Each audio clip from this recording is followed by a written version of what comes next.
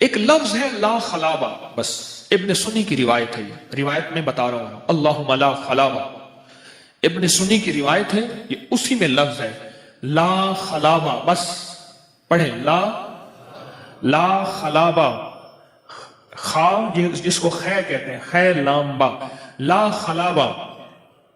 یہ ایک چھوٹا سا لفظ بتا رہا ہوں استخارے کے لیے. آپ چاہتے ہیں یہ گائے لو یا نہ لو، یہ رشتہ کروں یا نہ کروں، یہ کاروبار کروں یا نہ کروں، یہ کام کروں یا نہ کروں، یہ سفر کروں یا نہ کروں، یہ معاملہ کروں یا نہ کروں، اس کا انجام بخیر ہوگا یا کیا ہوگا، اس کا انجام کیسا ہوگا. تو آج آپ کو ایک ٹوٹکا دے رہا ہوں، میری بات پہ توجہ کیجئے گا.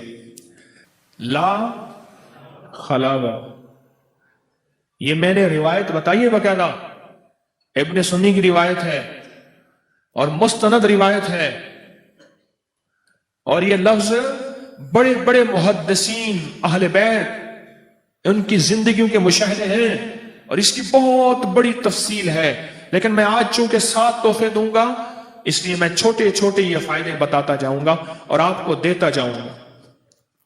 تو لفظ کیا میں نے بتایا، اب اس کا طریقہ سن لیجئے، اب اس کا طریقہ سنیے. لا خلابہ کا لا خلابہ، اگر آپ چاہتے ہیں کہ مولا یہ میں عمل کروں نہ کروں، ایک تسبیح اول آخر درود پاک کی ہر نماز کے بعد پڑھ لیں، ورنہ صرف سوتے ہوئے ایک تسبیح اپنے مقصد کا تصور کر کے، یہ رشتہ کروں نہ کروں، یہ میں کاروبار یا معاملہ جو بھی ہے.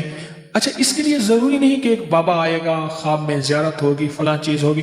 بعض اوقات یہ بھی ہو جاتا ہے، اور بعض اوقات اللہ پاک اس کی طرف سے دل ہٹا دیتا ہے، اور بعض اوقات کچھ نہیں ہوتا، وہ معاملہ ہو جاتا ہے، اللہ اس معاملے کے انجام بد سے بچاتے ہیں، انجام برے انجام سے، برے انجام سے بچاتے ہیں، برے انجام سے.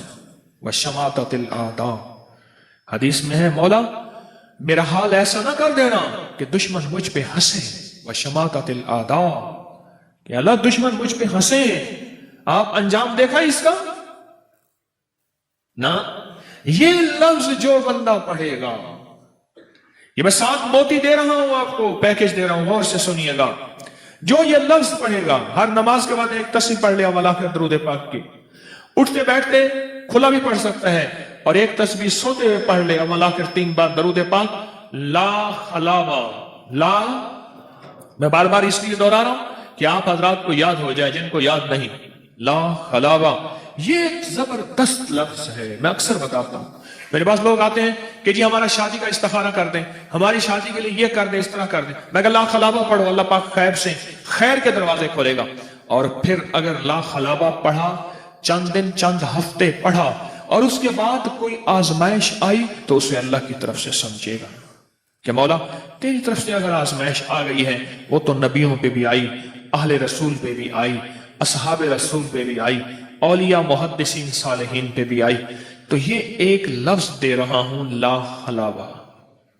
لا، ہمارے پاس ایک صاحب آئے، ان کی بیٹیاں بیٹے مجھے کہنے لگے کہ رشتے بہت آ رہے ہیں، اب میں پریشان ہوں، کس سے کروں کس سے نہ کروں، کیا کروں، مجھے کوئی تعویذ دے دے، میں سرانے رکھ کے سو جایا کروں، وہی بیٹی کے لیے بندہ آ جائے جو رشتے آ رہے ہیں میں اس سے کر لوں.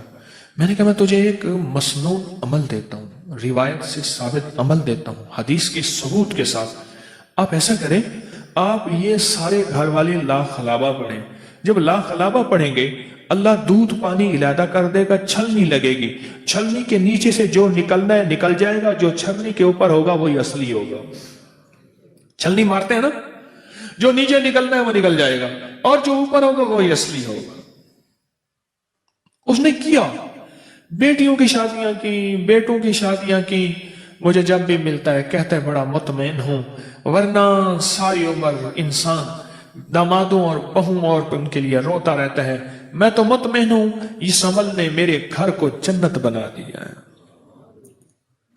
میں نے اس کو روایات میں چیک کیا. خلابہ کہتے ہیں پنجے کو، خونخوار جو پنجہ ہوتا ہے نا، ایسے جب جاتا ہے تو گوشت کا لوتھڑا، گوشت کا ٹکڑا سارا کھینچ کے لے آتا.